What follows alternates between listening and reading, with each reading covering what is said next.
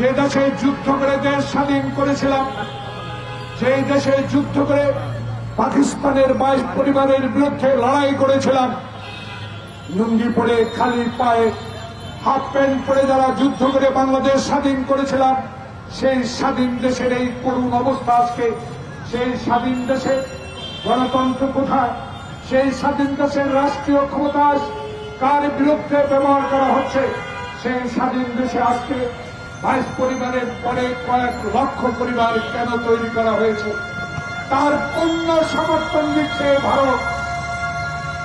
যে ভারতকে আমি বন্ধু বলি, যে ভারতকে আমি অসীম সাহসিকতার জন্য, মুক্তিযুদ্ধের সমর্থনের জন্য বন্ধু হিসাবে ভাবি, সেই ভারত আজ পাকিস্তান থেকে আমাদের মুক্তি করতে সহযোগিতা করলেও বাংলাদেশে এমন একটি সরকার, যে সরকার পাথরের মতো বাংলাদেশের মানুষের বুকের উপরে দাঁড়িয়ে আজকে যে কলঙ্ক অধ্যায় সৃষ্টি করছে, সেই সরকারের সহায়ক সরকার বলে আজকে আপনারা দাবিদার এই ভারতীয় সরকার।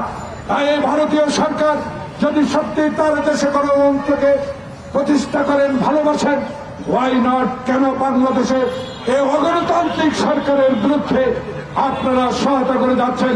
কেন বিদেশ সচিব এসে দেশে একজন দলের প্রধানকে হাসপাতালে গিয়ে নির্বাচন অংশগ্রহণের জন্য জবরদস্তি করা হয়? কেন সেই ভারত বাংলাদেশে গণতান্ত্রিক নির্বাচনের বিরুদ্ধে কথা বলে? সেই কারণে আজকে এই ব্যানারে বলা আছে, আমরা ভারতীয় পণ্য বর্জন করব। আমরা ভারতীয়দেরকে এদেশে অগ্রাসন থেকে বিরত রাখার জন্য যত কাজ দরকার, যত সংগঠন শক্তিশালী করা দরকার, সেইভাবে মানুষকে আজকের ভারতীয় পণ্য বর্জনের জন্য সহযোগিতার প্রয়োজন। সেই কারণে আজকে আমরা নেমে পড়েছি। আমরা চাই বাংলাদেশে এই ভারত যেন আজকে আমাদেরকে আগ্রাসন থেকে নিস্তার দেন।